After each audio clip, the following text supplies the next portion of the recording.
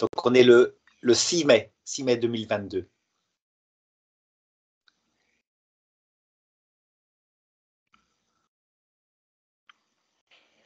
Bonjour, nous sommes le 6 mai 2022. Et là, nous allons entreprendre avec Michael un débat qui me semble très très important et intéressant. C'est un débat qu'on appelle œcuménique, entre chrétiens. Donc, je suis catholique, théologien catholique romain, donc tout à fait dans la lignée depuis Saint Pierre jusqu'au pape François. Et puis Michael est un chrétien protestant. Vas-y, je te laisse te présenter. Merci Arnaud. Donc oui, je m'appelle Michael, je suis protestant adventiste du 7e jour. On a déjà eu l'occasion de partager ensemble avec Arnaud.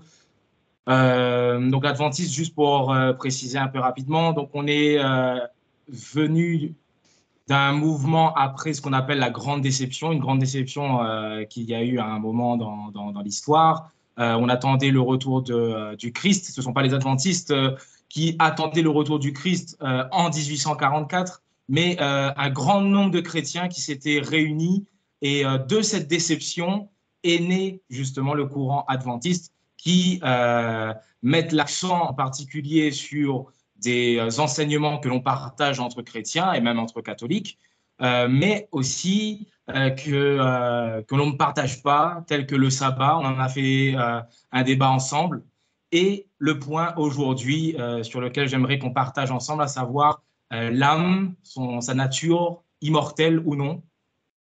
Et pour moi, il est important ce débat parce que j'ai déjà entendu, en tout cas, et tu vas me confirmer ça par la suite, beaucoup de catholiques m'ont dit que nous, on manque une part de la révélation en ce que, du coup, étant donné que l'on ne croit pas en l'âme immortelle, nous ne prions pas les saints ou nous ne prions pas pour les morts. Du coup, on manque une partie de la révélation. Et à additionner à ça, nous, du coup, adventistes, on dit qu'en faisant cela, vous êtes dans l'erreur en faisant cela. Oui, et voilà. cela... Que vous passez à côté d'un des deux points essentiels, à savoir, il y a l'amour de Dieu, mais il y a la communion des saints.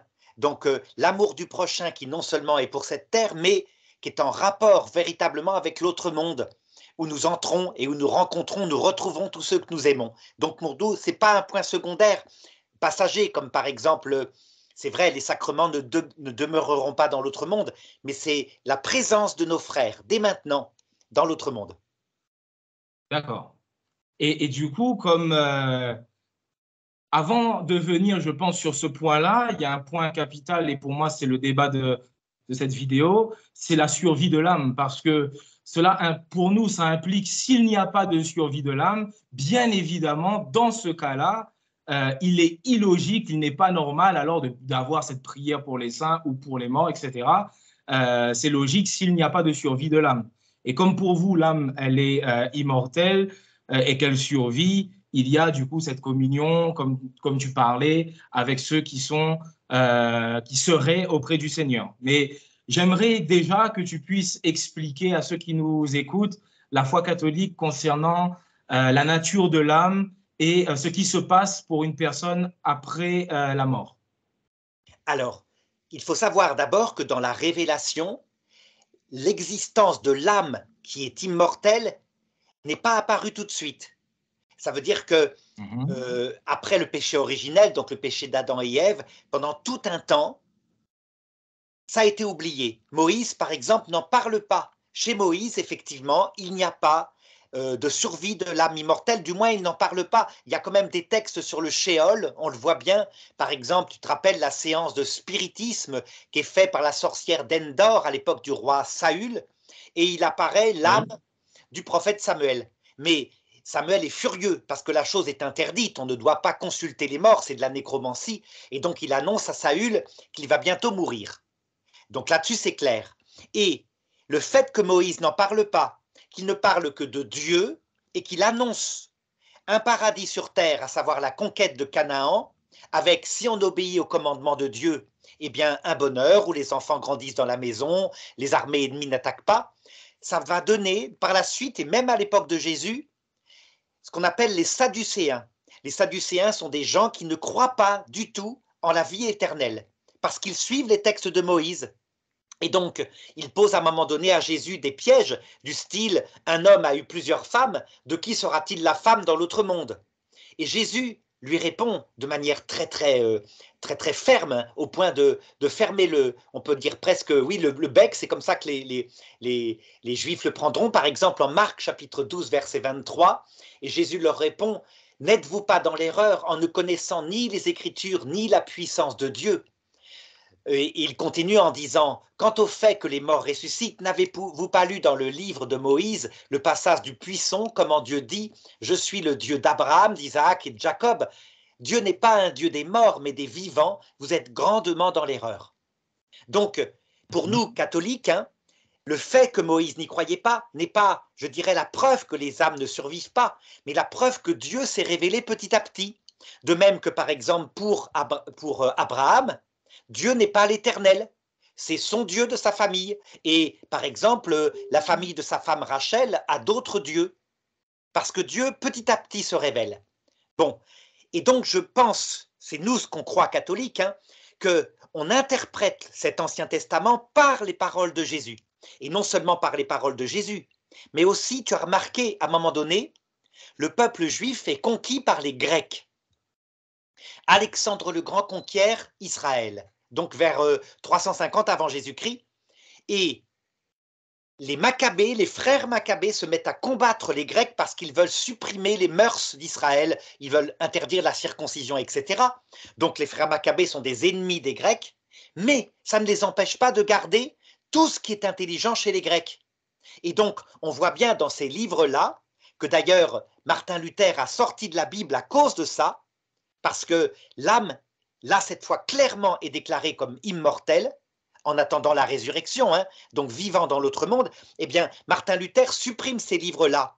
Et c'est dans le livre des Maccabées, le deuxième livre des Maccabées, au chapitre 12, qu'on voit apparaître pour la première fois non seulement le purgatoire, et là c'est une histoire fameuse que je te raconte, hein, qui raconte comment des Juifs étaient morts au combat, dans un combat contre les Grecs, ce qui n'était pas normal, mais pas étonnant. Le lendemain, en ramassant leur corps, on avait trouvé autour de leur cou une idole. Ils avaient un gris-gris. Oui. Et donc, Judas Maccabée dit, oui, ils ont péri justement, puisqu'ils n'avaient pas fait confiance en Dieu, mais il fit une quête parmi tous les soldats d'Israël pour offrir un sacrifice au temple, afin que le péché leur soit pardonné dans l'autre monde. Donc non seulement le purgatoire, pour un péché grave que les musulmans estiment non pardonnable, à savoir l'idolâtrie, mais en plus l'indulgence, la prière pour l'indulgence de Dieu. Évidemment, Martin Luther, au XVIe siècle, comme il ne supportait pas ces histoires d'indulgence et de purgatoire, a sorti ces textes de la Bible. Les catholiques, les orthodoxes, donc toutes les églises fondées par les apôtres, les ont gardées. Hein. Et alors Jésus, lui, écrit, enfin plutôt n'écrit pas, mais le Nouveau Testament est écrit en grec. Et là, on va voir apparaître tout ce que les frères Maccabées avaient gardé. Donc, ce qui fait que les protestants ont souvent un gros trou, hein, entre les livres écrits en hébreu et l'évangile. Et donc, non seulement le séjour des morts existe, mais il est appelé en grec. Toujours, il est appelé l'Hadès. Il n'est plus appelé le Sheol. Ça veut dire que le mot juif a été remplacé par le mot grec. Et l'Hadès, ça fait référence effectivement à un séjour entre cette mort, la vie dans le monde et la résurrection, où sont les âmes des morts. Donc nous, catholiques, depuis le début, hein, avec les orthodoxes, c'était une seule église, hein, depuis le tout début, on a absolument cru que les âmes étaient immortelles. Donc la mort supprimait simplement la biologie pour un temps, avant que Dieu ne nous ressuscite. Il faut que tu saches aussi que pendant tout un temps, on a donc cherché à savoir ce que c'était que l'âme immortelle. Et ça, l'Église, elle a procédé par les docteurs de l'Église. Et donc Saint Augustin, on le voit qu'hésite, il dit « L'âme immortelle, apparemment, d'après les gens qui approchent la mort, qu'on a pu réanimer, elle continue de voir, d'entendre. » Puis à un moment donné, il raisonne et il dit « C'est pas possible, puisque l'œil est mort. » Donc il admet que les âmes sont des purs esprits qui aspirent à retourner à leur corps. Donc ne voient pas, n'entendent pas.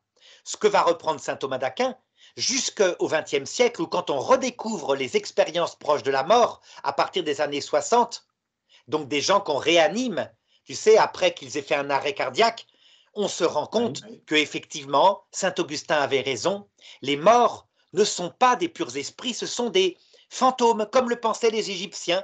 Donc ils emportent non seulement leur intelligence, leur volonté, mais leur sens, leur imagination, ils voient, ils entendent. Donc ce ne sont pas des anges, ce sont vraiment des êtres qui ont perdu leur corps biologique, qui aspirent à le retrouver, mais qui sont vivants, réellement actifs et vivants. Et du coup, ben nous, on va constater, nous catholiques, tu vois comme on évolue aussi, que ça correspond à ce que dit l'Écriture. Et je t'en parlerai tout à l'heure avec, par exemple, le texte de Lazare et le riche, où on voit dans l'Hadès le riche, donc le terme grec est employé par Jésus, et on voit Abraham avec Lazare dans un paradis provisoire qu'on appelle le sein d'Abraham, où ils ont la grâce sous forme d'une eau, une eau vive qui jaillit. Alors tu dois savoir que nous, on est en recherche, hein, comme vous. Et donc pendant toute une série de siècles, on a cru que le riche était en enfer éternel, damné pour l'éternité déjà. Et puis ça collait pas. On le voyait qu'il priait pour ses frères, pour qu'ils ne viennent pas dans ce lieu de souffrance. Il demandait à Abraham d'envoyer Lazare comme un fantôme pour leur apparaître. Il était bon donc, il était repentant. Et c'est le pape Benoît XVI et puis aussi quelqu'un comme Sainte Faustine au XXe siècle qui dira « Mais non, manifestement, il n'est pas en enfer, il est en Hadès, c'est-à-dire un des purgatoires dont parlait l'Ancien Testament. » Et c'était étonnant parce que ça correspondait à des apparitions qu'avaient eu des saints, comme par exemple, tu connais peut-être hein, une sainte catholique et orthodoxe qui s'appelle Sainte Félicité, morte en 203 après Jésus-Christ. Donc tu vois, c'est très vite, c'est presque l'époque apostolique. Hein. Et qui, alors qu'elle va être livrée au lion, la nuit qui précède, voit son petit frère qui était mort d'un cancer quelques années plus tôt, dans le même lieu que le riche. Et il est assoiffé, il meurt de soif. Hein. Pourtant, il était mort à 8 ans. Il essayait de s'approcher d'une vasque pour boire une sorte d'eau, et puis il n'arrivait pas. Alors elle se réveille, elle dit à Jésus, c'est pas possible, je vais donner ma vie pour toi demain. Maintenant, tu le sors du purgatoire. Elle se rendort et elle voit son frère, la vasque s'était abaissée, il pouvait boire, il était heureux, il était à peu près dans le même état que Abraham dans la parabole du riche. Donc tu vois, tout au long de l'histoire de l'Église, depuis l'Ancien Testament, on a développé petit à petit toute une théologie qui montre quoi? Qui montre qu'en fait, la vie terrestre est là, et on y progresse plus ou moins, mais que la mort qui suit la vie terrestre est un passage que les Hébreux appelaient le Sheol, où les âmes continuent d'apprendre, c'est un passage entre ce monde et l'autre, qu'ensuite il y a la rencontre du Christ qui descend dans le Sheol, comme le raconte Saint Pierre, qui vient nous chercher. Donc Saint Pierre le raconte dans son chapitre 3 de son épître, il dit « Il est descendu là où étaient les esprits en prison, il leur a prêché et il parle des esprits qui étaient morts au moment du déluge. » Tu te rappelles ce texte-là sans doute, hein? Donc ceux qui avaient refusé d'obéir et qui étaient morts au déluge, et là il leur annonce l'évangile, il les sauve, d'où notre foi catholique de la descente du Christ dans les enfers. C'est pas l'enfer des damnés, c'est les enfers, ça veut dire le séjour des morts, le vendredi saint, et là il les emmène vers le paradis, ceux qui sont prêts. Et puis nous avons gardé aussi l'idée que ceux qui avaient vu Jésus, quand ils n'étaient pas encore prêts, quelquefois avaient encore un temps de purgatoire à faire. Ça, on le doit par exemple quelqu'un comme Sainte Catherine de Gênes, qui l'a vu, mais aussi Sainte Félicité dont je te parlais. Et ensuite, dès que la purification est faite, donc un pape au Moyen-Âge l'a défini dogmatiquement, c'est le pape Benoît XII, dès que cette purification est faite, que le cœur est totalement humble et aimant, alors la personne entre dès maintenant, tout de suite, hein, avant sa résurrection de la chair, dans la vision béatifique, où elle voit Dieu. Et voilà pourquoi une sainte moderne, docteur de l'Église catholique, Sainte Thérèse de l'Enfant Jésus, que tu connais peut-être de nom. Je crois que dans les îles, oui, tu habites dans les îles, n'est-ce pas hein? Oui. Tu habites en... Où ça? À La Réunion. Oui, c'est ça, à La Réunion. On l'aime beaucoup. Hein. Sainte Thérèse de l'Enfant Jésus, elle est morte en 1897. C'est la petite Sainte Vierge. Et elle disait, je vais passer mon éternité à faire du bien sur la terre, donc à aider les vivants à aller au paradis. Donc nous, on l'a pris beaucoup, et d'ailleurs à La Réunion, on l'a pris énormément aussi. Hein. Elle est presque autant aimée que la Vierge Marie. Et donc nous, catholiques, nous pensons vraiment que nous avons au ciel Jésus, le seul sauveur, notre Dieu, comme vous, hein, mais que les saints et les anges sont là avec lui comme une famille céleste qui nous aide pour un jour que nous allions à notre tour au paradis. Et à la fin du monde, comme le dit saint Paul, tu as un texte explicite, tu te rappelles peut-être, hein, saint Paul qui dit « Je vais vous dire un grand secret », je vais te retrouver la référence, « Nous ne mourrons pas tous ». Alors attends, je te trouve la référence exacte, hein, c'est plus simple. Ça veut dire qu'il parle de ceux qui seront sur terre encore au moment du retour du Christ. Voilà, nous ne mourrons pas tous. La référence, c'est exactement 1 Corinthiens chapitre 15, verset 51. Mais en un instant, lorsque sonnera la trompette finale, car elle sonnera à la trompette, alors les morts ressusciteront incorruptibles et nous qui serons encore sur terre, nous serons simplement transformés. En effet, ce qui est corruptible, donc notre corps de chair, doit revêtir l'incorruptibilité, etc., etc. Et nous les rejoindrons, etc. Nous serons réunis à ceux qui étaient morts et qui viendront avec le Christ dans la gloire. Voilà un petit peu la foi catholique. D'accord. Ok, c'est bien pour moi. Et je pense aussi pour ceux qui nous écoutent maintenant. Maintenant, donc je vais présenter. Toi, tu as pu prendre aussi. Je pense que premièrement, il faut ne pas confondre deux choses, l'esprit et l'âme. Parce que beaucoup de personnes confondent l'esprit et l'âme et malheureusement dans des textes où on emploie l'esprit, ils voient en l'esprit l'âme alors que la Bible ne présente pas du tout cela comme ça. Donc, esprit en grec, c'est le mot pneuma qui nous a donné pneumatique, etc. L'âme, c'est psyché qui nous a donné la psychologie, etc. Des mots qui nous fait rappeler un peu tout ça. Et en hébreu, c'est ruach et neshama pour l'esprit et pour l'âme, c'est nefesh. Et ça, c'est très important. Pourquoi je dis tout ça? Parce que, par exemple, certains utilisent Ecclésiaste 12 au verset 7 qui nous dit « Avant que la poussière retourne à la terre, comme elle y était, et que l'esprit retourne à Dieu qui l'a donné. » Ici, le texte est clair, il ne dit pas « l'âme retourne à Dieu », mais bien l'esprit. Il ne faut pas faire une confusion là-dessus. Et on nous dit à Dieu qui l'a donné, et ça, c'est une référence directement à Genèse 2 au verset 7. Et pour moi, Genèse, c'est un texte important et je ne suis pas d'accord avec toi que Moïse ne connaissait pas toutes ces choses parce que justement, tu as cité un texte où Jésus dit clairement aux Sadducéens justement que Moïse, au sujet de la résurrection, il a fait connaître que Dieu, c'est le Dieu d'Abraham, d'Isaac et de Jacob, en disant que c'est le Dieu d'Abraham, d'Isaac et de Jacob. Donc, pour moi, Moïse savait et connaissait qu'il y avait une résurrection, ne serait-ce que dans l'explication même que Jésus va faire de ce que Moïse dit que Dieu, c'est le Dieu d'Abraham, d'Isaac et de Jacob, texte qui est aussi utilisé pour dire « Ah, regardez, Dieu n'est pas le Dieu des morts, mais le Dieu des vivants ». Donc, ça veut bien dire que les morts sont bien vivants. Sauf que Jésus lui-même interprète le texte pour nous. Il dit non.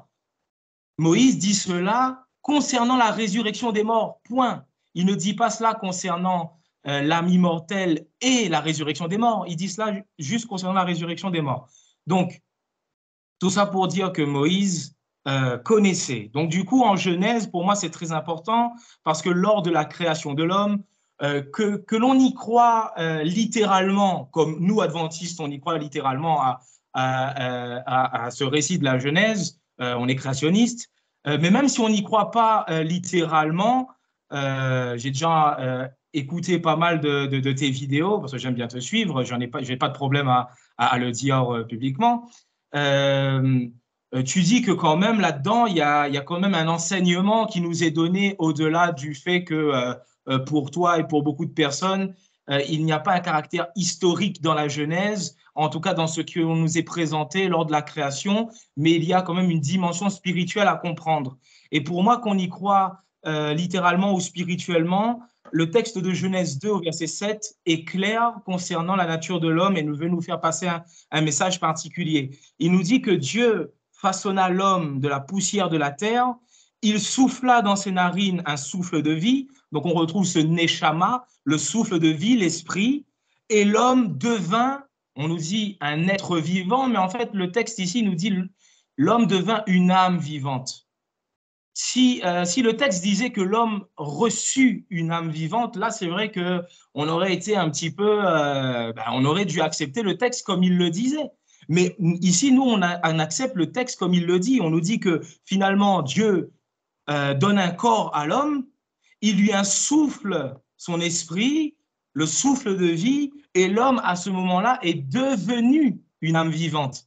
Donc, si l'homme devient une âme vivante, cela veut bien dire que l'âme peut être morte et qu'elle peut ne pas exister, ne pas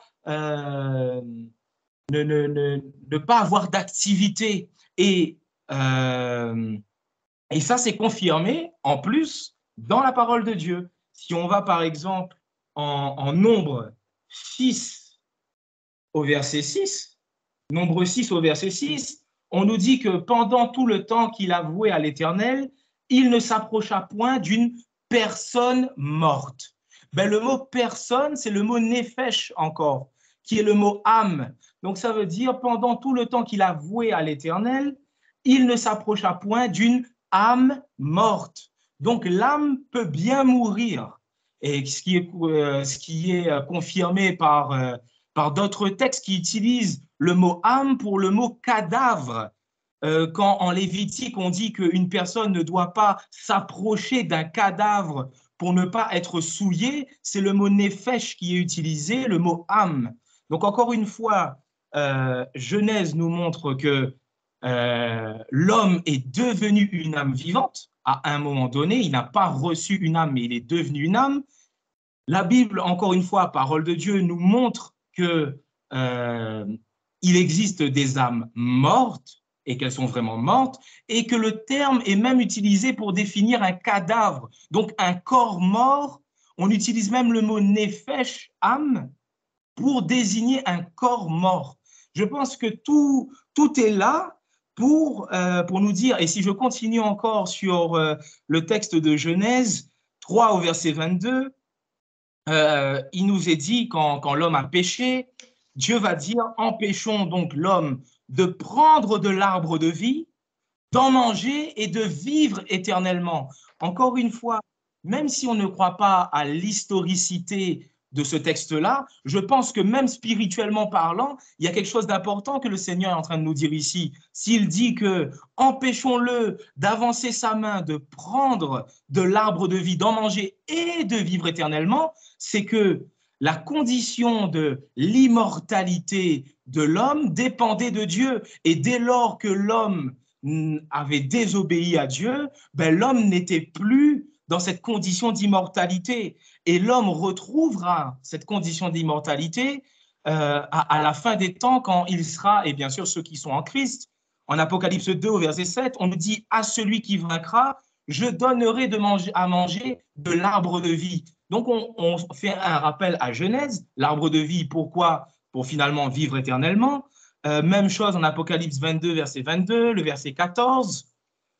Donc pour moi, tout ça, c'est clair, en tout cas, sur la question de quand l'homme meurt, dès lors que le péché est entré dans le monde et que l'homme meurt, il n'y a pas d'existence de l'âme en mode, je dirais, d'outre-tombe.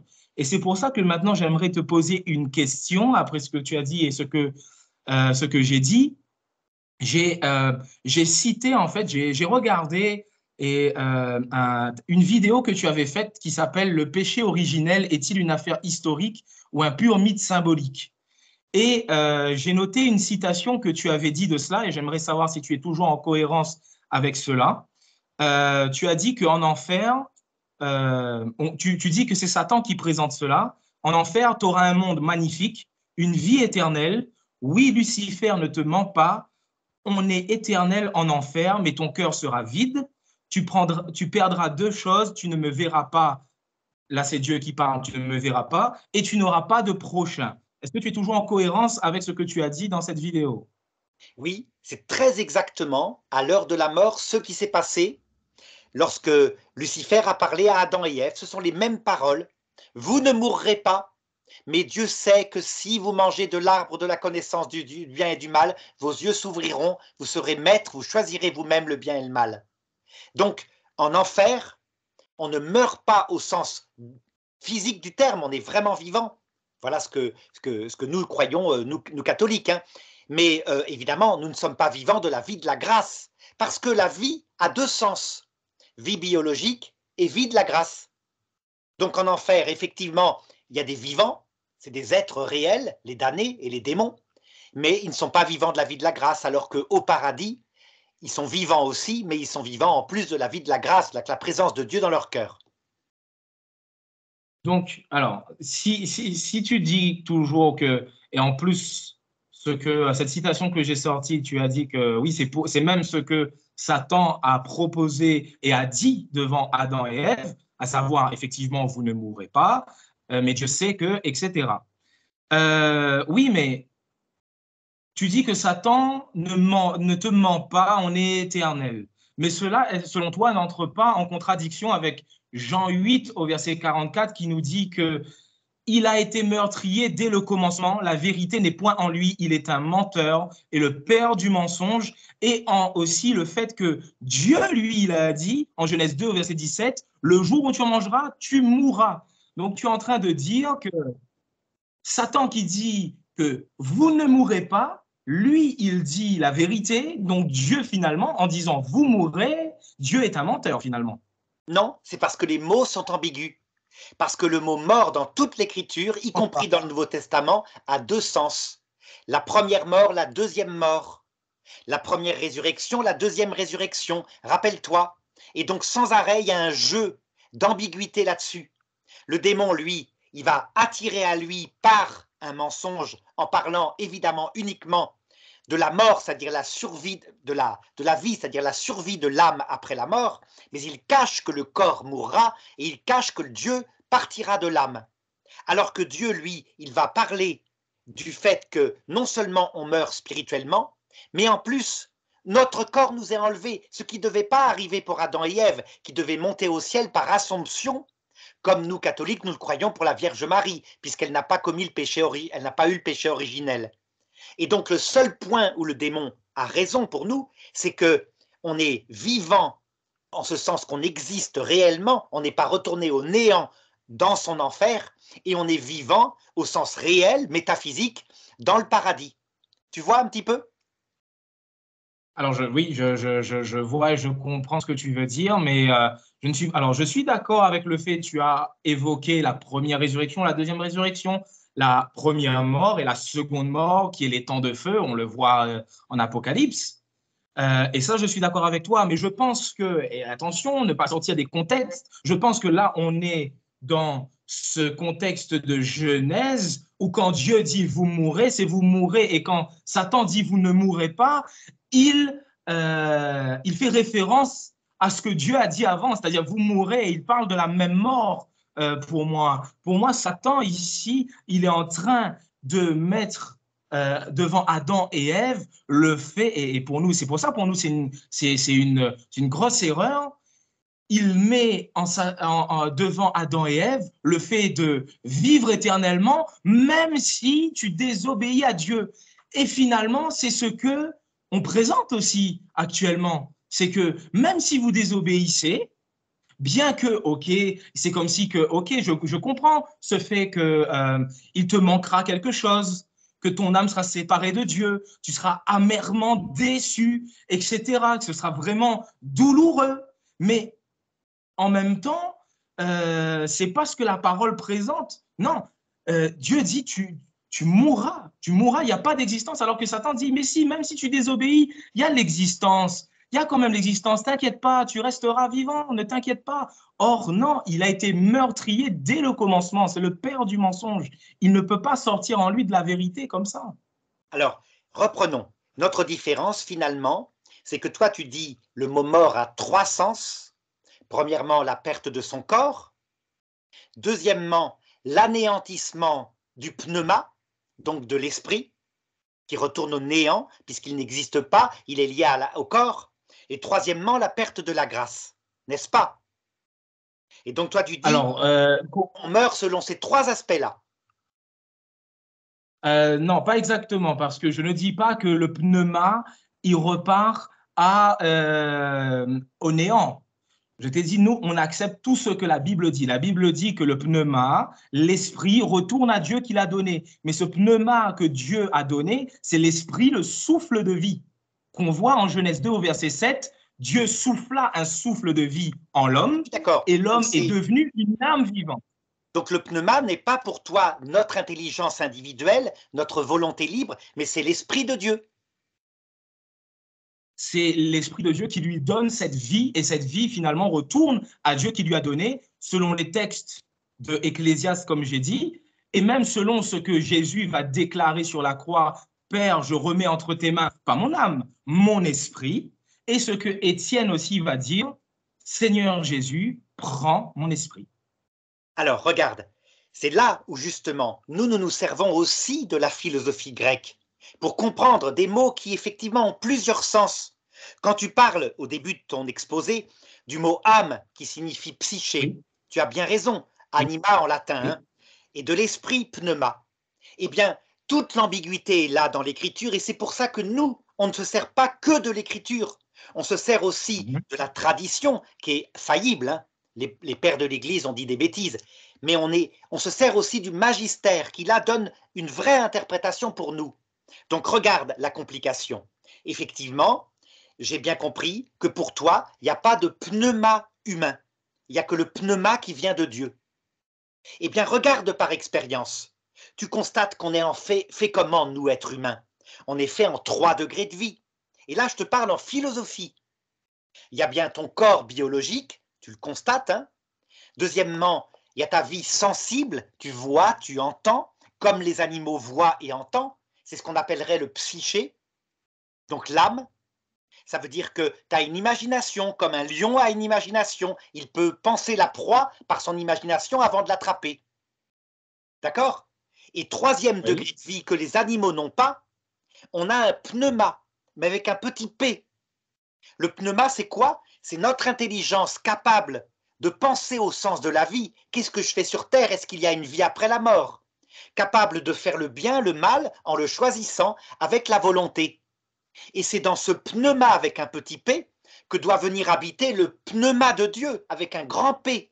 Ça veut dire l'Esprit Saint. Et donc la question, c'est de savoir qu'est-ce qu'il survit après la mort.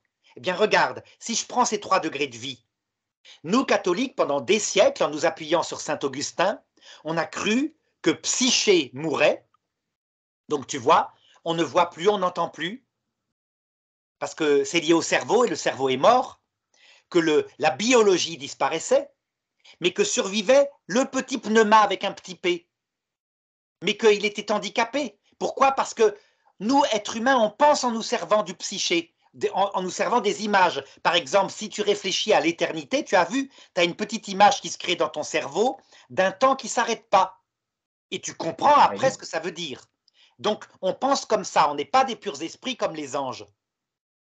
Et puis, on s'est rendu compte, comme je te le disais tout à l'heure, qu'en fait, c'était les anciens Égyptiens qui avaient raison, qui eux avaient toujours dit, non, les morts, il survit 2 choses en eux, à savoir le psyché, qu'ils appellent le ka, et le pneuma, qu'ils appellent le ba. Et c'est cet être avec 2 degrés de vie qui est privé de son corps biologique, qui lui est momifié, qu'on doit mettre au tombeau, hein, dans une momie, il le momifiait, mais c'est ces 2 choses-là qui vont être jugées par le dieu Osiris. Eh bien apparemment, ils avaient raison, puisque dans les expériences proches de la mort, on s'est aperçu effectivement que quand quelqu'un meurt et qu'on arrive à le réanimer, il sort de son corps, il voit, il entend, il peut se déplacer à toute allure à des distances très lointaines et il comprend ce qui lui arrive.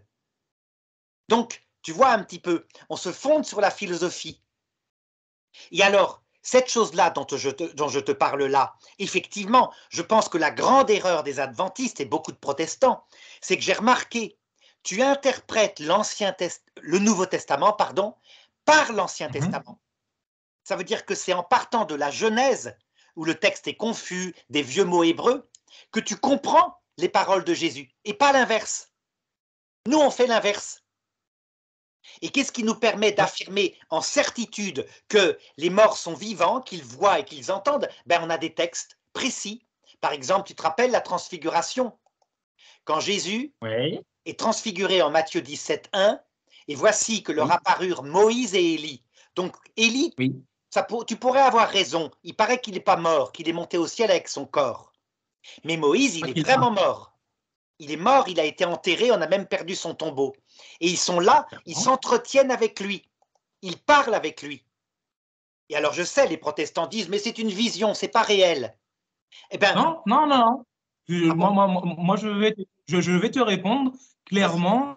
Et si tu veux finir après donc, ce que tu es en train de dire, donc tu vois, je te Moïse, dis juste que nous, oui, que nous, on croit que c'était bien Moïse qui était là. Mais je te donnerai l'explication par la suite. Et je te d'accord. laisse terminer. Alors, eh bien, on a d'autres textes. Par exemple, on voit quand Jésus dit au bon larron qui est mort à sa droite, aujourd'hui, avec moi, tu seras dans le paradis. Alors certains ont dit, mais non, Ouais. puisque Jésus n'est monté au paradis que le jour de l'ascension. Mais non, le paradis, encore une fois, c'est ambigu. Tous les mots sont ambigus. Voilà pourquoi l'écriture ne suffit pas. Il y a deux sens du mot paradis. Premièrement, le vrai sens profond, qui est la vision de Dieu face à face, la vision béatifique. Et ça, il l'a eu le jour même s'il est descendu avec Jésus, qui n'était pas encore ressuscité, dans le shéol pour aller prêcher aux esprits qui étaient en prison. Quant au paradis, le lieu dans l'autre monde, avec les arbres, les plantes, tels que le voient les gens qui approchent la mort, il l'a eu effectivement peut-être que 40 jours après, au moment de l'ascension de Jésus. Tu vois, donc compliqué, tout est ambigu, mot âme, mot esprit, mot paradis, mot mort, tout est ambigu dans l'écriture, et donc on peut interpréter de 1000 façons. D'où l'importance, quand on a un débat comme on a entre nous, de regarder ce qu'en dit le magistère de l'Église, qui pour nous catholiques est là pour trancher le débat entre les frères. Voilà, je te laisse parler. Alors, oui. Donc, je dois revenir sur pas mal de choses que tu as dites, en espérant que je ne vais pas en oublier beaucoup, ça serait dommage. Juste en précisant et en disant que pour nous, il n'y a aucun, mais vraiment aucun problème à ce que vous dites, par exemple, ça vient de toutes les églises fondées par les apôtres, euh, par ceux qui étaient proches du temps apostolique ou proches de Jésus, etc. Parce que justement, Paul, déjà à son époque, parlait qu'il y avait des faux enseignements, qu'il y avait des erreurs doctrinales, des doctrinales. Même en 2 Timothée 4 au verset 3, pour moi, c'est très fort. Excuse-moi, mais ça me fait souvent penser euh, au docteur de l'Église catholique. Quand j'entends, il viendra un temps où les hommes ne supporteront pas la saine doctrine, mais ayant la démangeaison d'entendre des choses agréables, ils se donneront une foule de docteurs selon leurs propres désirs. Donc, quand moi j'entends bon, personnellement, je ne sais pas pour d'autres, mais personnellement, moi, ça me fait penser à cette foule de docteurs justement catholiques qu'il y a, qui font partie de cette tradition que tu me dis qui n'est pas précise et qui demande du coup l'approbation du magistère qui, lui, dans ses déclarations solennelles, donne vraiment les points qui seraient justes et dans la vérité. Donc voilà, donc pour nous, il n'y a aucun problème Tu vois que c'est pareil dans toutes les églises, hein. C'est-à-dire l'écriture est ambiguë, la tradition est dans tous les sens, tu le constates, hein, et que les orthodoxes, depuis qu'ils n'ont plus le magistère, puisqu'ils n'ont plus fait de concile, alors qu'au début, pendant les 1000 premières années, c'est eux qui faisaient les conciles, ben depuis, ils n'arrivent plus à trancher. Donc il y a bien un trépied, qui d'ailleurs est textuellement dans l'évangile, puisqu'on voit Jésus qui dit à Pierre, j'ai prié pour que ta foi ne défaille pas, et quand tu seras revenu de ta trahison, confirme tes frères dans la foi. On voit bien que, tu vois, quand il n'y a que l'écriture et la tradition, parce que vous avez aussi de multiples auteurs, c'est pour ça que les églises protestantes sont aussi nombreux que leurs pasteurs, vous n'arrivez pas à trancher. Est-ce que le mot mort signifie mort spirituelle, mort matérielle, anéantissement? Ben, il y a toutes les doctrines. Alors, je ne suis pas d'accord avec toi que justement l'écriture, c'est quelque chose pour moi qui s'interprète d'elle-même par le Saint-Esprit. Je m'explique. il y a des textes, les textes sont cohérents entre eux. Et c'est au moment où, justement, et c'est pour ça que j'ai sorti ce texte de 2 Timothée 4 au verset 3, mais après je viendrai sur les points que tu as dit parce que ce n'est pas exactement sur l'âme. Ayant la démangeaison d'entendre des choses agréables, c'est-à-dire dans la parole de Dieu, il y a des choses qui ne sont pas agréables à entendre pour certains. Certains n'ont pas envie d'entendre que après cette mort, ben, il y aura plus, ils ne sentent plus rien, il n'y a pas d'activité. Ben, certains, malheureusement, quand ils entendent qu'il n'y a plus d'activité, ils préfèrent croire au fait qu'il y a bien une âme qui vit que ne pas y croire. Donc voilà. Toujours pareil. Hein. Maintenant, quand tu dis il n'y a pas d'activité, texte de l'Ancien Testament. Dans le Nouveau Testament, tu vois l'activité de Abraham, Lazare et même le riche. Tu les vois en acte. Tu les vois dans l'autre monde, avec des lieux différents, et ils se parlent, et ils intercèdent. Et tu vois le riche qui demande qu'on prie pour lui, qui demande à Abraham de prier pour lui. Exactement une intercession, une communion des saints. Tu le vois en acte. Donc tu vois bien qu'il y a un problème et que l'écriture n'est pas claire. Ben non, pas du tout, il n'y a pas de problème parce que ce texte-là, et j'espère que tu le sais, et je suis allé regarder aussi sur des articles catholiques qui confirment cela aussi. Ce texte-là est une parabole, de un. Bon, il non. faut pas le placer. Justement, elle est prise comme une parabole par certains, mais c'est tout à fait débattu. Les paraboles, c'est par exemple, Alors, le royaume des cieux est comme un jardin où il y a des oiseaux qui ont fait leur nid. Là, on voit bien que c'est une parabole. En Luc là, 16, en Luc 16, parce que c'est en Luc 16 qui est justement ce récit. En Luc 16, on est dans une, comment dire, on est dans une partie où il n'y a que des paraboles. Il n'y a que des paraboles. Depuis Luc 15, Jésus dit que des paraboles depuis Luc 15 jusqu'à Luc 16, et tout d'un coup, cette histoire serait réelle, alors que tout avant, ce n'est que des paraboles, et tout d'un coup, ce n'est qu'une histoire. Alors, regarde bien, il faut savoir. Il n'y a pas que des paraboles. Il y a des paraboles, mais il n'y en a pas que, justement. C'est ça qui est compliqué. C'est-à-dire que l'écriture. Il n'y a pas que cela, Arnaud. Il y a aussi le fait, et c'est prouvé, cette histoire, c'est une histoire connue par ceux qui écoutent Jésus. Cette histoire, c'est une histoire connue au temps de Jésus. C'est une histoire qu'on appelle la parabole du publicain et du riche Barmayan. C'est très connu, cette histoire-là que Jésus raconte. C'est pas quelque chose de nouveau que les gens entendent ici. C'est une histoire que les gens connaissent bien. Et connaissent bien. Donc, quand Jésus utilise cette histoire-là, et ceux qui nous écoutent peuvent aller regarder, il n'y a pas de problème là-dessus. Le publicain et le riche Barmayan, vous écrivez cela et vous verrez que c'est une histoire que Jésus reprend avec les auditeurs qui connaissent cette histoire, mais il s'imprègne de cette histoire pour faire passer justement un message qui veut faire passer, tout comme les paraboles qui veulent faire passer un message, comme la parabole de l'intendant et de l'économe etc. Il nous invite. Regarde, quand je lis Luc, à partir du verset 13, ce ne sont plus des paraboles.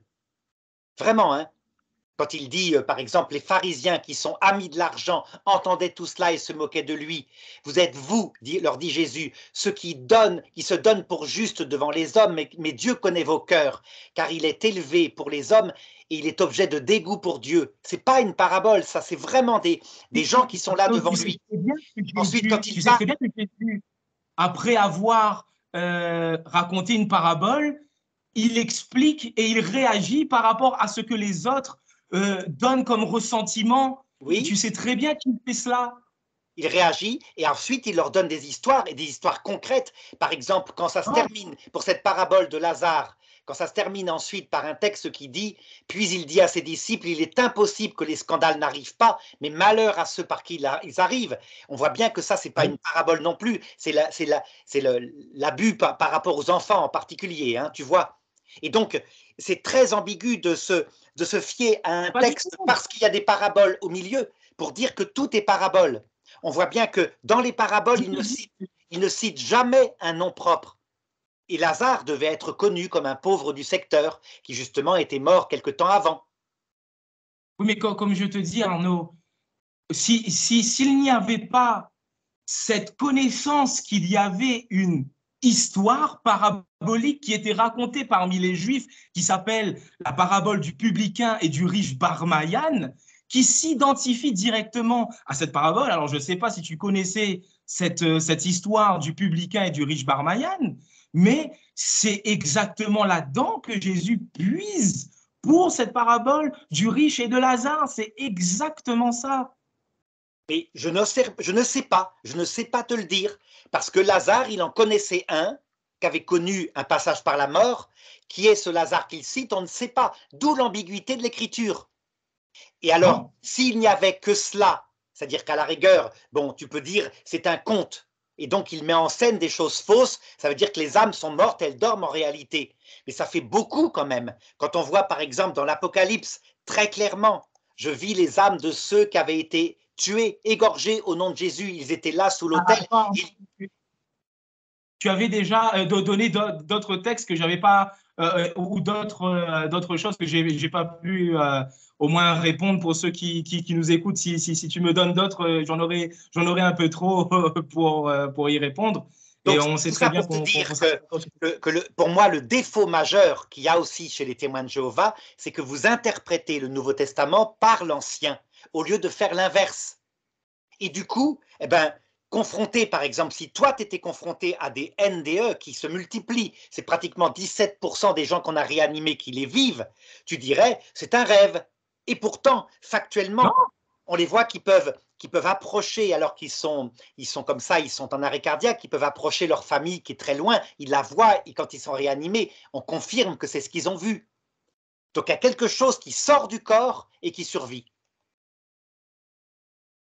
bon, avant de venir là-dessus, comme je t'ai dit, je voulais juste revenir tu disais que les anciens Égyptiens avaient raison dans leur conception là-dessus, en tout cas. Euh, alors, j'aimerais te poser une question concernant justement les anciens Égyptiens, alors, mais je finirai déjà par dire tout ce que j'ai à dire, parce que sinon, on s'en sortira pas. Euh, Pourquoi, si les anciens Égyptiens ils avaient cette révélation concernant cela. Pourquoi le peuple de Dieu, celui que Dieu prend pour élu, celui que Dieu dit, c'est vous qui êtes la lumière des nations. Donc, c'est le peuple d'Israël qui doivent normalement enseigner les autres peuples. Donc, le peuple d'Israël qui doit normalement enseigner les autres peuples, c'est les Égyptiens qui viendraient enseigner au peuple d'Israël concernant la véritable notion de l'âme. Et tu vois bien qu'il y a un problème. Ça ne peut pas être les païens qui viennent enseigner le peuple de Dieu que Dieu a élu, non pas bien sûr pour être sauvé d'avance, mais élu dans une volonté d'être la lumière des nations. Ce peuple-là ne peut pas être un peuple qui finalement n'a pas cette révélation. Tu vas me dire, cette révélation s'est faite progressivement. Mais si cette révélation s'est faite progressivement, pourquoi Dieu a permis aux anciens Égyptiens d'avoir cette révélation alors que c'est le peuple d'Israël que Dieu, et je vais encore le redire, qu'il a mis pour lumière des nations, c'est les Égyptiens qui viennent éclairer la lumière des nations? Je ne pense pas. Après, je te réponds, ça dépend des points. Sur Dieu, manifestement, sur le Dieu éternel, c'est les Juifs qui reçoivent le secret. Et après, on le sait, hein, les Grecs vont le découvrir par la philosophie. Mais pour ce qui concerne la vie après la mort, c'est clairement les Égyptiens. Puisque, d'ailleurs, Jésus le dit dans l'évangile selon saint Luc, d'Égypte j'ai appelé mon fils. Et quand tu vois chez les Égyptiens qu'il y a non seulement le jugement, mais la pesée de l'âme, par un Dieu qui est mythique chez eux, hein, mais qui est mort et qui est ressuscité, que tu vois qu'il y a le paradis et l'enfer et la résurrection. La résurrection de la chair est enseignée explicitement, c'est même la foi centrale des Égyptiens. Tu t'aperçois que c'est vrai, Dieu donnait à certaines nations certains points et à d'autres points. D'ailleurs, c'est ce que dit le Concile Vatican II. Il avait mis des semences de la vérité dans les autres religions. Alors, si tu ne me crois pas là-dessus, ben simplement regarde par exemple en Genèse. Tu te rappelles l'histoire du sorcier Balaam? Ça te dit quelque chose? Oui. Balaam, que Moïse d'ailleurs a exécuté à un moment donné, parce qu'il entraînait le peuple loin de Dieu. Eh bien, c'est Dans Balaam, Exode et non. dans Exode. Oui, c'est ça, pardon, dans l'Exode. Eh bien, c'est Balaam, le sorcier, qui a la vision de l'astre qui se lève sur Israël et que vont suivre les mages quand ils vont aller voir Jésus à sa naissance. Il le dit, je vois son astre qui se lève, je le vois de loin, pas pour maintenant, etc., etc. D'où la prophétie qui s'est répandue ensuite qu'un astre se lèverait lorsque le Messie viendrait. Donc Dieu est capable de donner à des païens, dans la plus noirceur des païens, de leur donner des parcelles de vérité. Mais le peuple juif, dont tu dis qu'il est le peuple élu, ne le prend pas pour trop. Regarde ce que dit le prophète Ézéchiel concernant la loi de Moïse. Ézéchiel chapitre 20 verset 25, comme quoi eux non plus ne sauvaient pas. Ils n'avaient que des préparations au salut. Et j'allais jusqu'à donner, leur dit Dieu, des lois qui n'étaient pas bonnes, des coutumes dont ils ne pouvaient pas vivre. Je les souillais par leurs offrandes. Leurs offrandes, c'était les vaches, tu sais, les brebis, les moutons qu'ils sacrifiaient au temple. Je leur faisais même sacrifier leur premier-né pour les frapper d'horreur, afin qu'ils sachent que je suis Yahvé. Comment va conclure l'Église catholique avec le Concile Vatican II? Eh bien, que Dieu, qui est le sauveur de tous les hommes, il met par des chemins dispositifs tous les peuples en leur donnant certaines vérités, mais que seul le Christ sauve. Ça, ce qu'on partage, nous et vous, hein, vous, adventistes du 7e jour, et nous, catholiques. Seul le Christ donne le salut, effectivement. Bah, alors pour moi, le texte que tu as cité là ne discrédite pas ce qu'avait le peuple d'Israël. Là, je te parle d'enseignement, je te parle de connaissances et d'enseignement, non pas de sacrifices qui étaient, et on le sait très bien, là-dedans ne résidait pas la substance même du salut, mais cela n'était que préfiguration.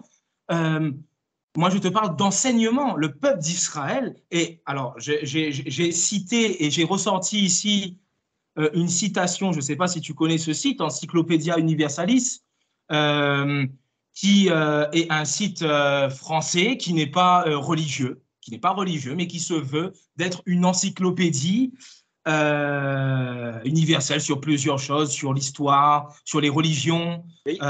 sur la philosophie, sur beaucoup de choses. Et du coup, sur la question de l'âme, elle a noté ceci. Donc, elle n'est pas religieuse. OK? Et voici ce qu'elle note. Concernant la notion de l'âme dans la révélation judéo-chrétienne, la Bible présente constamment l'homme comme composé de trois éléments, la nefesh, le bassar, c'est le corps, et la rouar.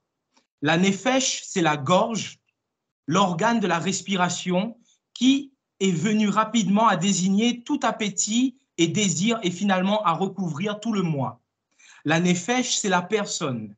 Le bassar, c'est la manifestation concrète de la nefesh, c'est-à-dire le cœur, les reins, le foie, bref, le corps, en tant qu'il exprime les sentiments de la nefesh. Mais ce qui assure l'existence du composé nefesh-bassar, c'est-à-dire âme, corps, c'est la rouar, à savoir l'esprit.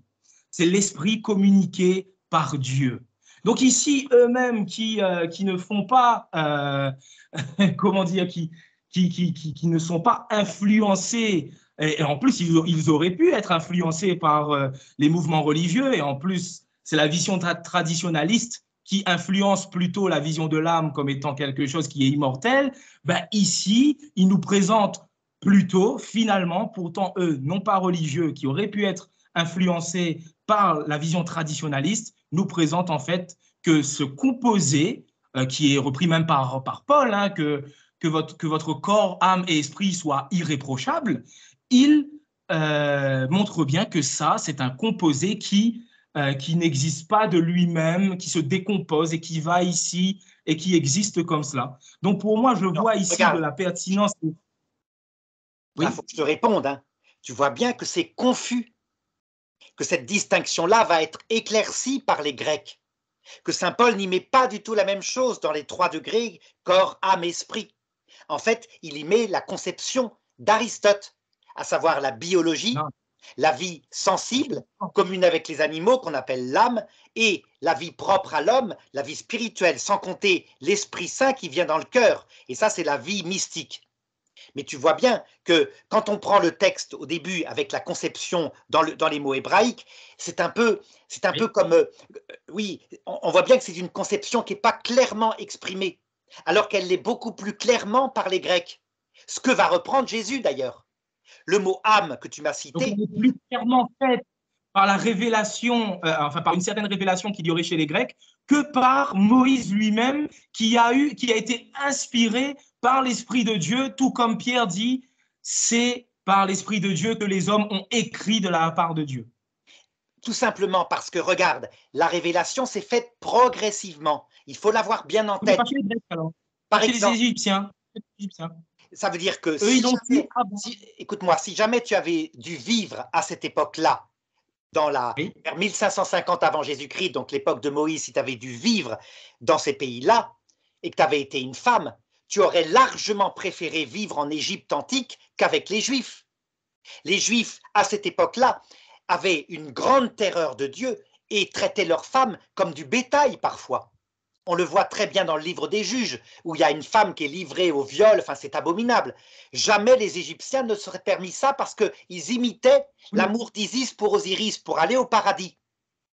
Donc Oui, mais tu vois le peuple d'Israël, juste pour revenir sur cette histoire, le peuple d'Israël n'a pas trouvé ça normal. Le peuple d'Israël, quand il a entendu ça, il a dit c'est une chose abominable qu'on n'a jamais entendue et qu'on n'a jamais vue, cette chose qui s'est faite avec non, cette femme qui a été c'est violée. pas tellement le viol de la femme dans le livre des Juges qui est abominable, c'est le bafouement de l'hospitalité et l'homosexualité, puisqu'il voulait coucher au départ avec l'homme. Mais l'hospitalité surtout, ça c'est abominable. Et c'est un homme d'Israël lui-même qui n'a pas été livré, donc de la tribu de Juda, qui a livré sa propre compagne pour qu'il la viole et pour ne pas être violé lui-même. Tu te rappelles le texte, hein? Il prit sa Oui, femme, bien sûr. il la fit sortir, ils la violèrent toute la nuit. Le lendemain, il la trouva, il la chargea sur son âne. Elle était morte, hein? Il Oui, la coupa en 11 oui. morceaux, etc. Donc, l'abomination, c'est qu'ils ne voient pas leur propre péché. Leur propre péché, c'est que l'homme qui avait accueilli cette hôte voulait livrer sa petite adolescente de 13 ans pour qu'il la viole à la place de l'homme pour pas bafouer l'hospitalité.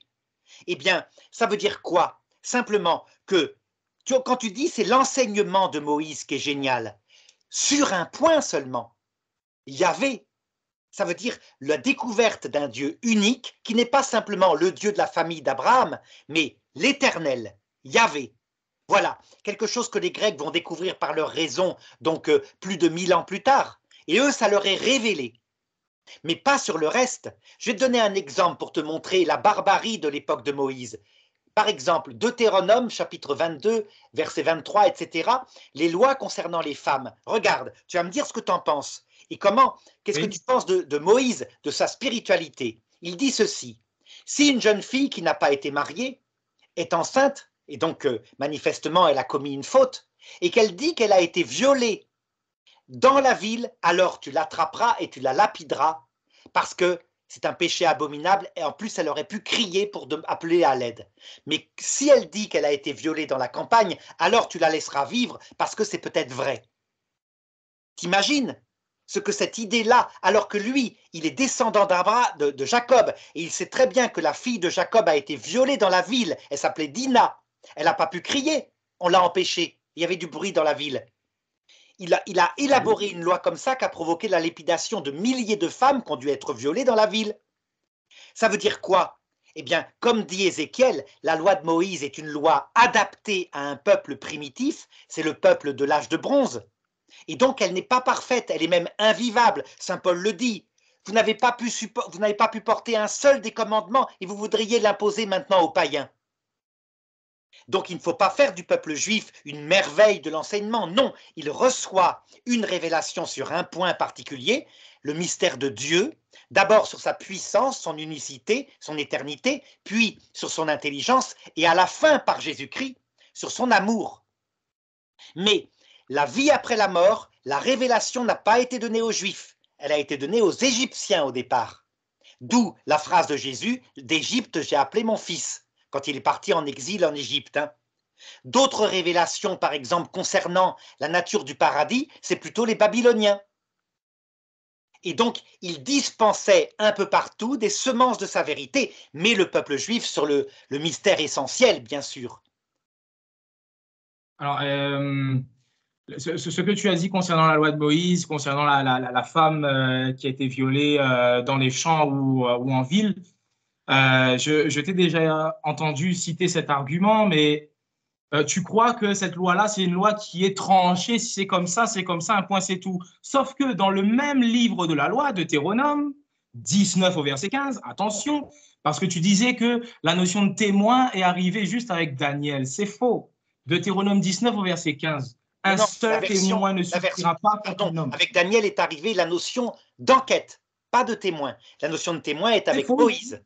Les 2 témoins suffisent. Faux. Et Daniel va dire c'est insuffisant. Deutéronome 13 au verset 14. C'est faux ce que tu as dit, Arnaud.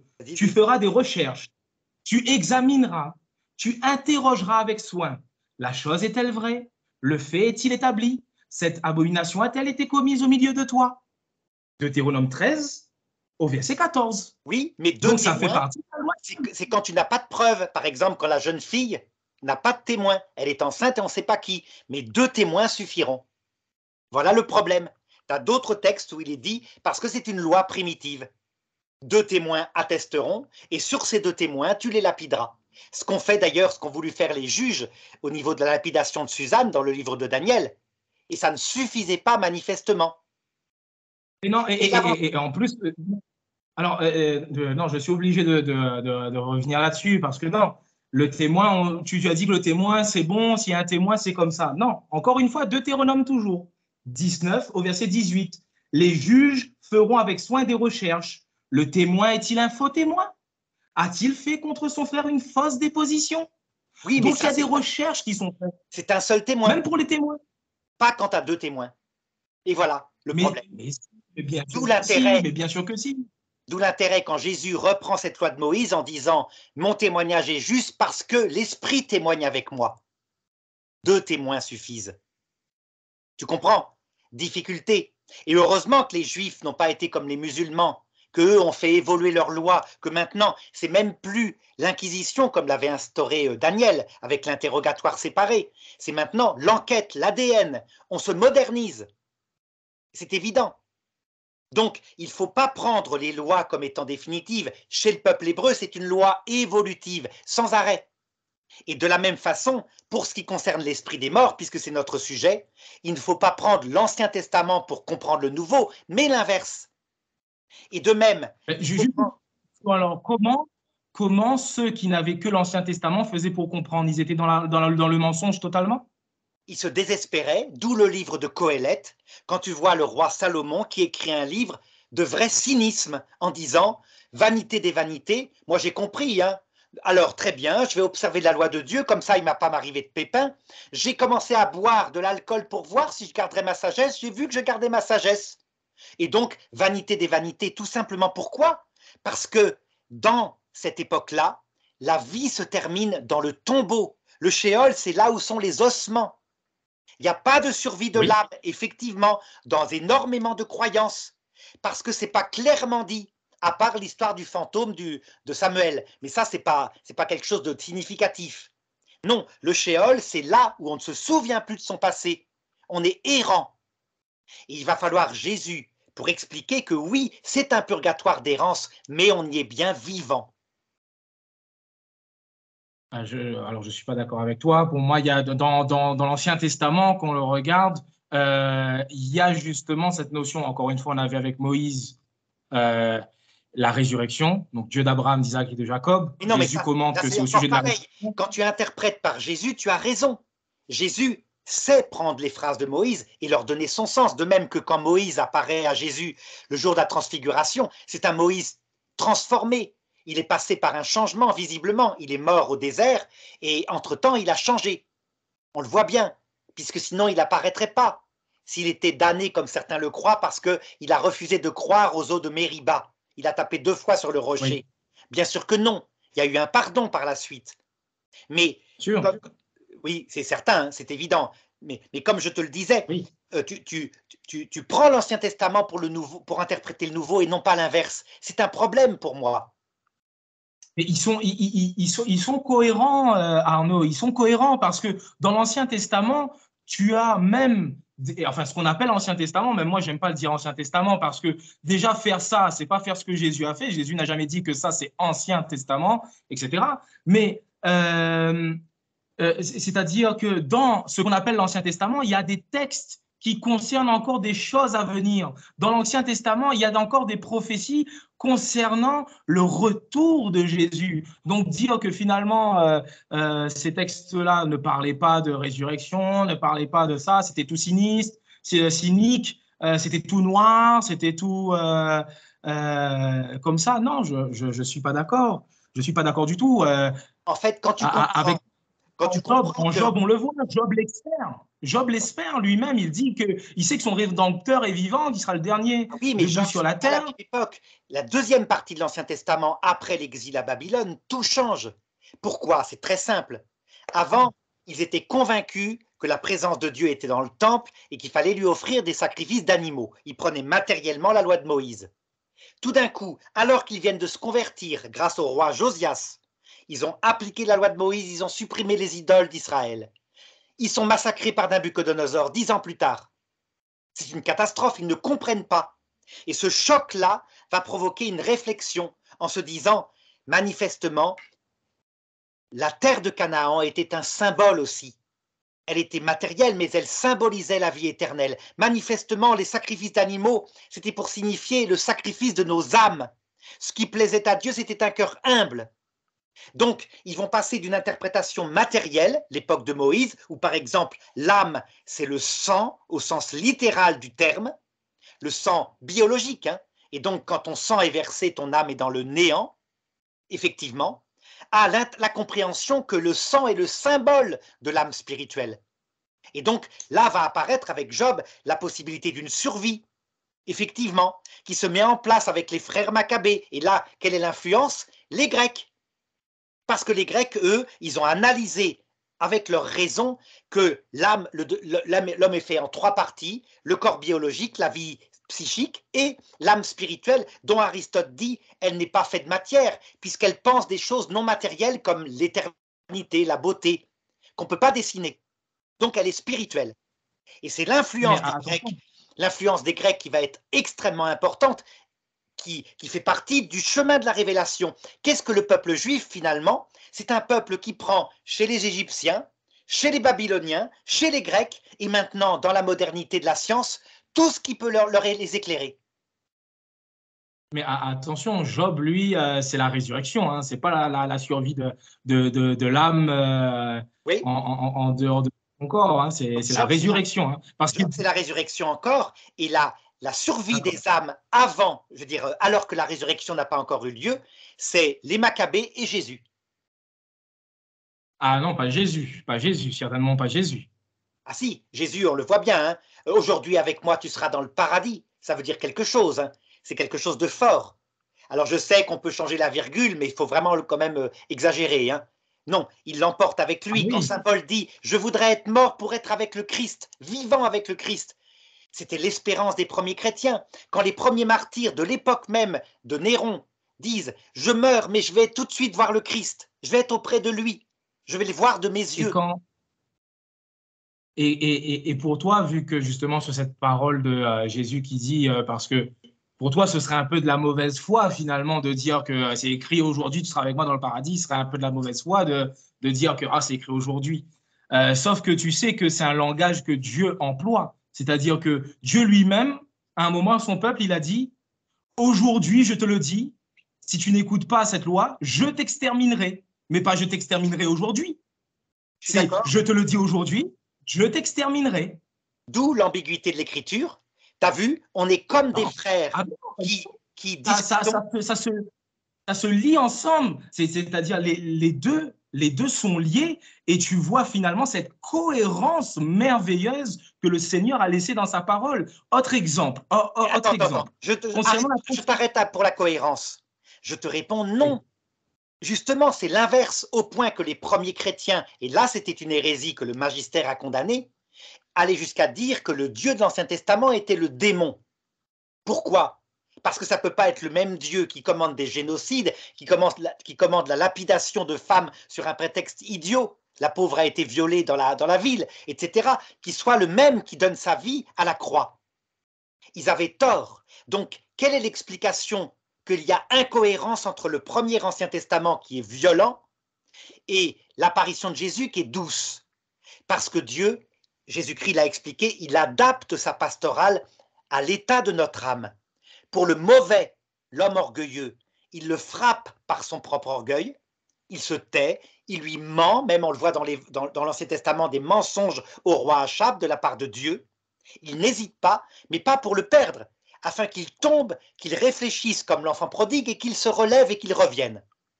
Deuxièmement, pour le juste, c'est-à-dire l'homme de bonne volonté mais qui n'a jamais entendu parler de Jésus, alors lui, il se tait, il se cache à lui pour augmenter son désir du Sauveur. C'est ce qu'on appelle la pastorale du bon larron. Et enfin, il y a les chrétiens, c'est-à-dire nous, qui savons tout, y compris pourquoi il y a la souffrance et le fait que nous verrons Dieu, là, juste à notre mort, comme le dit saint Paul. Je verrai Dieu, je verrai Dieu. C'est pour moi un avantage de mourir parce que je serai auprès de Jésus. Mais pourtant, je reste pour le moment parce que auprès de vous, je peux avoir encore quelque utilité. Tu vois, c'est la foi apostolique. Elle est cohérente cette foi-là. Je ne suis pas d'accord avec toi parce que que ce soit dans l'Ancien Testament, on voit la miséricorde de Dieu et que ce soit dans le Nouveau Testament, on voit aussi sa colère et sa fureur aussi. Hein. Il y a des textes clairs là-dessus. Donc, voilà, mais je vais pas m'étendre encore Oui, mais là-dessus avec parce que c'est pas directement... Dans l'Ancien Testament, la fureur ne t'est pas expliquée. Ça veut dire que quand ils s'approchent du mont Sinaï, que Dieu leur dit le premier qui mettra le pied sera tué à coups de pierre ou de flèche, les gens sont terrorisés. Ils ne peuvent pas imaginer que bien Dieu sûr, parce que avant, justement, tu sais très bien ce qui s'est passé avant. Dieu voulait bien que son peuple arrive et avance, mais c'est le peuple qui a dit non, non, non, on veut que c'est Moïse, qui monte nous, non, non, non, parle avec Moïse, etc. Et c'est par la suite, justement, que Dieu va dire cela. Si eux-mêmes, ils ne veulent pas s'approcher de Dieu. Mais non, puisque regarde avec le roi David, qui lui veut s'approcher de Dieu. Il veut prendre chez lui dans sa maison l'arche d'alliance. Il veut prendre le Saint-Sacrement chez lui, quoi. Et Dieu, qu'est-ce qu'il fait alors qu'il danse devant, il est plein de bonne volonté, plein d'humilité. Un jour, un homme, alors que les prêtres portent l'arche, un homme veut l'empêcher de verser dans le fossé, Dieu se précipite sur l'homme et le tue. Immédiatement, il meurt et David eut peur de Dieu. David ne voulut pas prendre chez lui l'arche d'alliance. Ça veut dire que Jésus-Christ nous dit, c'est maintenant avec moi qu'a été révélé l'amour de Dieu. Comment est-ce qu'il le révèle? C'est simple. À la croix, où on se fout de Dieu, on se moque de lui en disant « Eh mon lapin, descends de ta croix ». Il n'abat personne. Il pouvait anéantir qui il voulait. Il ne l'a pas fait. Et du coup, maintenant, on se met à ne plus avoir peur de Dieu, mais à craindre de l'offenser et à l'aimer. Il a fait tout nouveau. Ça veut dire que maintenant, on peut dire, nous chrétiens, quand un homme est frappé, que c'est pas pour le perdre, c'est pour l'éduquer. Le méchant périt par l'épée parce qu'il est éduqué et il pourra être sauvé par la venue du Christ qui lui apparaîtra. Tout est changé. On a l'explication maintenant grâce à Jésus. Tu vois? Ouais, l'histoire que tu as citée, c'est l'histoire d'Uza, avec cet homme qui voulait rattraper Oui. l'arche de l'Alliance qui allait tomber. Mais bon, on ne va pas entrer là-dedans, je ne suis pas d'accord avec toi, mais je vais juste revenir parce que ça commence à faire un peu long. David eut peur de Dieu et ne voulut plus prendre Dieu chez lui. Voilà, c'est pour te montrer hein, les étapes, vraiment le cheminement. Il ne faut donc pas interpréter l'Ancien Testament par le... Enfin, faut pas interpréter le Nouveau Testament par l'Ancien. C'est ce que je te dis toujours. C'est ce que tu dis, effectivement. Concernant la transfiguration, pour revenir un peu plus concentré sur le débat, je t'avais dit, au moins j'allais te répondre là-dessus. Il ne faudrait pas que je ne tienne pas ma parole. Donc, je t'ai bien dit que pour nous, adventistes, c'est bien Moïse, c'est pas une vision, c'est bien Moïse qui était devant Jésus à ce moment-là. Aucun adventiste va te dire que c'était une vision. Aucun adventiste. Élie, on sait très bien, et c'est pas une supposition, le texte dit clairement, il a été pris dans un char de feu, soit soit on croit à la parole de Dieu ou on n'y croit pas. Non, on y croit. Il a été pris dans la char de feu et il est amené avec le Seigneur, donc il n'est pas passé par la mort. Et Moïse, ce qui est intéressant, c'est que c'est vrai qu'en voyant comme ça, on peut se retrouver perplexe et dire, bah, effectivement, Moïse, il y a un peu une interrogation là-dessus. Sauf que il y a une petite épître qui nous parle de quelque chose de très intéressant, je pense. C'est l'épître de Jude, qui nous dit quelque chose concernant Moïse et même concernant son corps. On va en Jude, donc il y a un seul chapitre, le verset 9. On nous dit que, or, l'archange Michel, lorsqu'il contestait avec le diable et lui disputait le corps de Moïse, n'osa pas porter contre lui un jugement injurieux, mais il dit que le Seigneur te réprime. Et ce qu'il faut savoir, c'est là que c'est intéressant, c'est que ici, comme Jude, on le sait, Jude cite vraisemblablement un passage du livre d'Enoch, vraisemblablement, et il cite aussi un écrit juif apocryphe qui s'appelle l'Assomption de Moïse. C'est-à-dire, c'est une tradition juive qui disait que Moïse avait été ressuscité par le Seigneur et que, du coup, il était auprès du Seigneur. Jude, qu'est-ce qu'il fait ici? Il vient nous confirmer que finalement, Moïse, il est ressuscité. Donc, pour nous, il n'y a pas de problème que Moïse se tienne devant le Seigneur Jésus. Pourquoi? Parce qu'il a été ressuscité par le Seigneur. Et cela est attesté par Jude. Et ce n'est pas un problème pour nous. En plus que le texte dans lequel on retrouve la transfiguration, je ne me souviens plus exactement dans l'évangile et dans quel évangile et quel chapitre et quel verset, on nous dit que c'est bien des hommes, ce n'est pas des fantômes, ce ne sont pas des âmes, ce ne sont pas des esprits, ce sont bien des personnes en chair qui se tiennent devant lui. Ben oui, pourquoi? Parce que Élie n'est pas passé par la mort, Moïse est passé par la mort et il a été ressuscité par le Seigneur. Et Abraham, et Isaac, et Jacob. Et Abraham, comment? Abraham qui apparaît avec Lazare, avec le riche qui est dans l'Hadès. Mais Arnaud, tu sais très bien, on a déjà dit, pour moi ici, ce n'est pas un récit. Et les âmes des morts qui sont sous l'autel dans l'Apocalypse chapitre 6, verset 9. Je vis les âmes des morts qui criaient vers Dieu, etc. Quand tireras-tu vengeance? Dire, quand mettras-tu fin enfin à ce monde, etc. Les âmes des morts, c'est quoi, à ton avis? Ben, alors, ce qui est intéressant ici, c'est qu'on a les âmes des morts qui sont où? Qui sont sous l'autel. L'autel, on fait quoi avec l'autel? On sacrifie. Et justement, quand on a la pensée, il ne faut pas avoir la pensée grecque, la pensée païenne, il faut avoir la pensée sémite, il faut avoir la pensée hébraïque, qui pour eux, l'âme est dans le sang, justement. Alors, je sais qu'on va me jeter des pierres, on va me dire, mais c'est quoi cette personne qui vient dire ça? Mais justement, quand on a cette pensée sémite, que l'âme est dans le sang, c'est normal qu'on trouve les âmes sous l'autel. Parce que justement, sur l'autel, on fait quoi? On sacrifie, on égorge, le sang coule et il arrive où? En Lévitique, il arrive sous l'autel. Et c'est quand on enlève cette cohérence de la parole de Dieu qu'on arrive à se dire, ben regardez, on utilise le mot âme. Si le mot âme pour les Grecs, c'est une survivance, ça veut bien dire qu'ici, ça survit. Alors que non, on ne doit pas garder la pensée grecque païenne qui, en plus… La pensée grecque n'est pas païenne. La pensée grecque est philosophique. C'est très différent. Païenne, c'est quand on a… c'est par exemple Balaam. Balaam est un païen. Il adore des dieux. C'est aussi le beau-père de Moïse qui est un païen. Et le beau-père de Jacob aussi est un païen. La pensée grecque est philosophique, c'est-à-dire c'est une pensée rationnelle. Très différent, hein. Bon, et quand Paul vient nous dire ne pas laisser nous tromper par la philosophie et par toute vaine tromperie, bon. Et c'est la philosophie. Comment tu… Attention, le mot philosophie a plusieurs sens, encore une fois. Les idéologies, par exemple, actuellement, on appelle philosophie Marx, Freud, Nietzsche. Si tu as fait une terminale en France, tu as constaté ça. On t'enseigne des théories complètement fumeuses, comme par exemple, le bonheur de l'homme va arriver entièrement par le partage des biens matériels. Le paradis sur Terre va se créer, ça a fait 100 millions de morts. C'est ça qu'on appelle, dans ce sens-là, une philosophie. Par contre, le réalisme, Donc les pieds sur terre, l'observation du réel, la distinction dans l'homme d'une vie spirituelle, que tu constates bien qu'elle n'est pas dans l'hémoglobine. L'hémoglobine, c'est un organe liquide, un organe physiologique.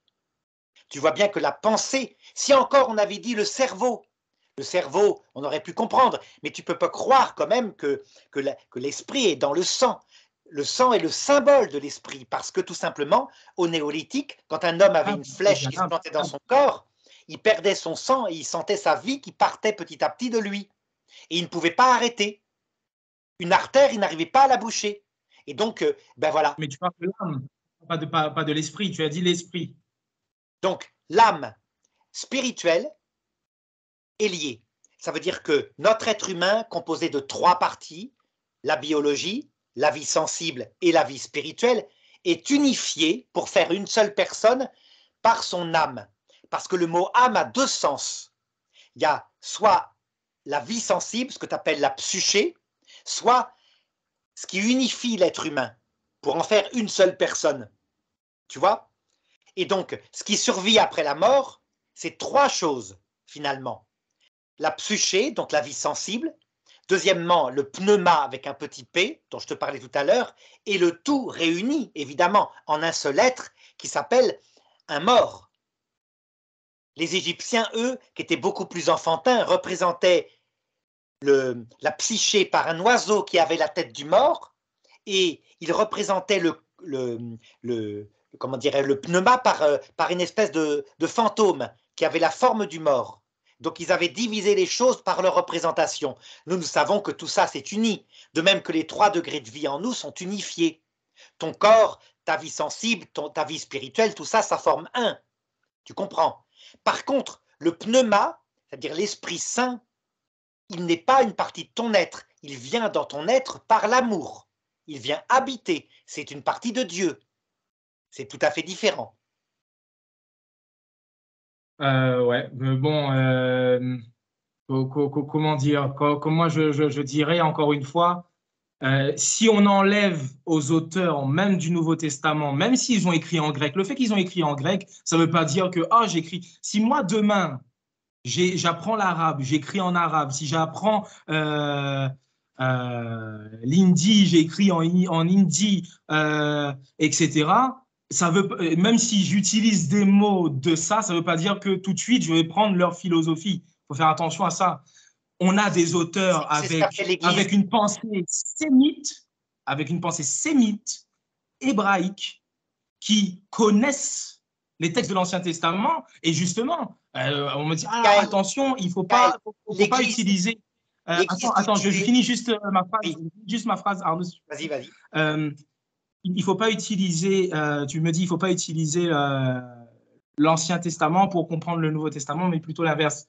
Oui, mais pourtant, les auteurs du Nouveau Testament et l'Apocalypse en plus a puisé d'énormes citations et parallèles, non pas pour les philosophes, je ne sais même pas comment le dire, pour les rendre philosophiques, mais pour utiliser ce que l'Ancien Testament disait déjà concernant la notion de feu éternel, concernant la notion d'âme, etc. C'est la vision sémite, encore une fois.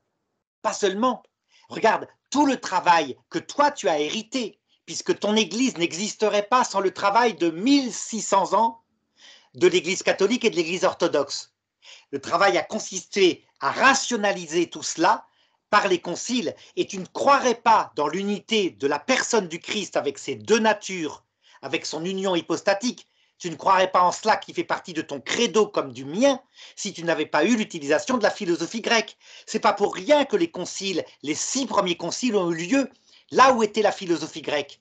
Pourquoi? C'est exactement ce qui s'est passé pour le peuple juif. Par exemple, c'est Babylone qu'a fondé la Genèse. C'est les textes de Babylone. Donc la pensée sémitique, je t'ai dit, elle n'existe pas. C'est un peuple qui prend partout où il y a la vérité. Mais quant à dire que la pensée de Babylone est une pensée aboutie, mais non, on voit bien. De même qu'actuellement, aucun juif ne gardera la pensée de la Bible ou d'Aristote pour comprendre la biologie humaine. La vraie pensée qu'il faut se servir maintenant, c'est la science biologique moderne. En l'évacuant, par contre, quand elle est matérialiste, quand elle dit que l'être humain entièrement est fait de biologie. Bien sûr que non, on est capable d'être intelligent. Tu comprends? Sinon, tu fais le même principe que les musulmans qui disent tout est parfait dès le début et on interprète même la science par le Coran. Mais non, ce qui fait l'intelligence de chrétien, c'est science et foi. Par exemple, tu ne peux pas dire, même si toi tu m'as dit que tu étais créationniste, que le soleil a été créé après les arbres fruitiers. Tu ne peux pas dire ça. Tu as un peu de notion de biologie. Et donc ça veut dire quoi ce texte-là? Ça veut dire que le soleil est un corps et non pas un dieu. Que ce n'est pas un livre de science. Tu vas donc interpréter l'Ancien Testament pour ne pas te tromper en te servant des données aussi de la science et de la théologie donnée par Jésus-Christ. Je ne suis pas d'accord avec toi parce que pour moi, au-delà de ce que tu vas appeler l'intelligence chrétienne à allier science et les données bibliques, moi, je vais tout simplement appeler ça la foi. J'ai la foi en ce que le Seigneur me dit et point. Tout. Je veux avoir cette même foi qu'a eu ces patriarches, qu'a eu tous ces hommes de foi qui sont dénombrés dans Hébreux 11, qu'on nous dénombre une foi à transporter les montagnes, une foi qui croyait en ce que le Seigneur a dit, et pas une foi qui va dire, mais attends, le Seigneur aurait dit qu'il a créé le soleil après les arbres fruitiers, mais la photosynthèse, on en parle, comment on fait? Ben moi, je crois en un Dieu tout-puissant qui est capable de faire cela s'il le veut, selon sa volonté, et mettre le principe de la photosynthèse. Après, il le fait selon son bon plaisir, selon son vouloir. Oui, mais Qui suis-je?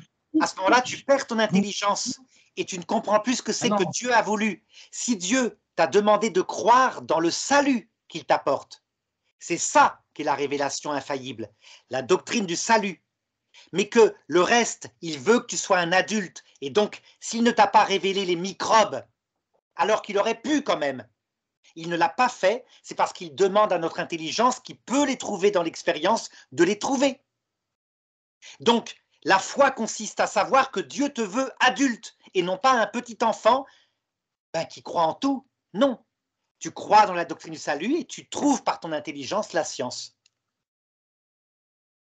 Je pense que, je ne sais pas pour toi, est-ce que selon toi, on est arrivé à pouvoir quand même assez dire ce que l'on voulait sur ce thème? Oui, vraiment, c'est bien. C'était un bon débat. Si tu es d'accord, on le publiera parce qu'il manifeste vraiment d'abord l'entente, l'œcuménisme et puis l'intelligence de nos deux religions. Ta religion est cohérente, la mienne a une autre cohérence, mais c'est intéressant. Donc, si tu es d'accord, on arrête là. Je suis tout à fait d'accord. Peut-être si tu as peut-être une petite conclusion à faire, parce que moi j'en aurais une. Alors, je dirais simplement que ça serait bien si on faisait un jour une autre vidéo, peut-être justement sur la Genèse, le fait que tu es créationniste. Et ça nous permettra d'aborder une fois de plus la grande différence qu'il y a entre la grande Église apostolique, qui a unifié foi et raison. Ça a été dès le début le travail des pères de l'Église, foi et raison. Et puis, comment dirais-je, de regarder un petit peu si c'est possible de continuer de le faire. Ça veut dire de se servir de certains aspects des sciences modernes qui sont peut-être pas menteurs, hein, mais il y a des aspects qui sont menteurs, évidemment, pour voir si on peut le faire. Ça serait intéressant. En tout cas, je conclurai en disant, le Nouveau Testament éclaire l'Ancien Testament, la foi totale de tous les chrétiens apostoliques, que ce soit en Inde, chez les syro-malabars, chez les orthodoxes grecs, chez les catholiques latins, chez l'église d'Éthiopie, qui est tout à fait primitive, hein, l'église d'Arménie, tous ont la foi commune que les morts, les saints du ciel, travaillent avec le Christ pour notre salut et nous aident actuellement avec les anges.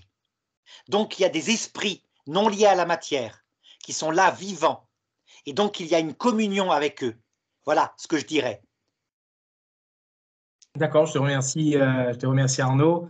Et moi, pour terminer un peu sur ma pensée, je rajouterai que bien que tu aies spécifié toutes ces églises qui ont été fondées par les apôtres, pourquoi pas? Moi, je ne dis pas non.